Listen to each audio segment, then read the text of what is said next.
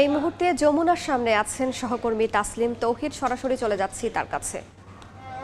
আওয়ামী লীগকে নিষিদ্ধের দাবিতে গতকাল রাত 10টা থেকে অন্তর্বর্তী সরকারের প্রধান উপদেষ্টা যমুনার বাসভবন যমুনার সামনে থেকে রাত থেকে অবস্থান শুরু করেছে এনসিপির নেতৃত্বে হাসনাত আব্দুল্লাহ। যখন আন্দোলন শুরু করে তারপর থেকে কিন্তু আস্তে আস্তে ছাত্র জনতা বিভিন্ন মানুষজন কিন্তু এখানে জড়ো হচ্ছেন।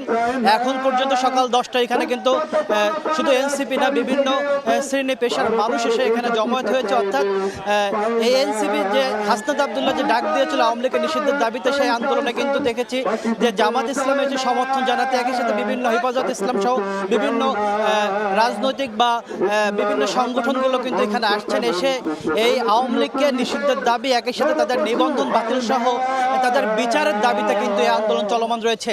জানিয়ে রাখি যে দুপুরের পর অর্থাৎ জুম্মার নামাজের পরে ইন্টারকন্টিনেন্টাল সামনে জুলাই বিপ্লব মঞ্চ সেখানে প্রস্তুত করা হচ্ছে। সেখানে জুম্মার নামাজের পরে কিন্তু তারা অবস্থান নেবেন। তার আগ পর্যন্ত অন্তর্বর্তী সরকার উপদেষ্টা কার্যালয়ের সামনে তারা অবস্থান করছেন। তারা যেটা বলছেন যে জুলাই মঞ্চ, সেখান থেকে পরবর্তী নির্দেশনা অর্থাৎ আওয়ামী লীগকে নিষিদ্ধ, নিবন্ধন বাতিল এবং তাদের বিচার কাজের ক্ষেত্রে সরকারের পক্ষ থেকে সুস্পষ্ট রোডম্যাপ বা নির্দেশনা না আসা পর্যন্ত তারা কিন্তু রাজপথ থেকে ছড়বেন না, তেমনটাই কিন্তু ঘোষণা দিচ্ছে। রাত 10টা থেকে যে আন্দোলন শুরু হয়েছিল সেখানে কিন্তু আস্তে আস্তে বিভিন্ন শ্রেণী পেশার মানুষ আছেন, অনেকে অবস্থান করছে। আমরা এখানে দেখতে পাচ্ছি এই মুহূর্তে এনসিপির দুই মুখ্য সংগঠক উত্তর অঞ্চল এবং দক্ষিণ অঞ্চলে হাসনাত আব্দুল্লাহ, সার্জিস আলম সহ বিভিন্ন সংগঠনের নেতাকর্মীরা রয়েছেন। অর্থাৎ এখানে মুহুর্মুহু স্লোগান যেমন চলছে আওয়ামী লীগ নিষিদ্ধের দাবিতে, পাশাপাশি কিন্তু ইসলামী সঙ্গীত সহ নানা উদ্দীপনামূলক গান পরিবেশনের মাধ্যমে কিন্তু আওয়ামী লীগকে নিষিদ্ধের দাবিতে কিন্তু নানা স্লোগান তারা দিচ্ছেন। একই সাথে বিভিন্ন রাজনৈতিক দলের নেতারা এসে বা বিভিন্ন সংগঠনের নেতারা এসে সমর্থন জানিয়ে তারাও কিন্তু একত্রিত জানিয়ে বক্তব্য রাখছেন।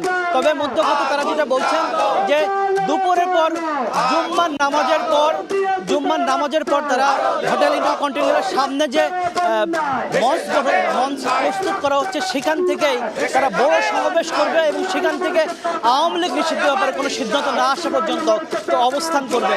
তো এই মুহূর্তে পদ্মা যমুনার সামনে অবস্থান নিয়ে তারা বিক্ষোভ করছেন। দুপুরের পরে হোটেল কন্টিনেন্টালের সামনে তারা মঞ্চে যে সেখানে সমাবেশ করবে। তো এই ছিল যমুনার সামনে থেকে আমার কাছে সবশেষ তথ্য। যমুনার সামনে থেকে সরাসরি যুক্ত হয়েছিলেন সহকর্মী তাসলিম তৌহিদ।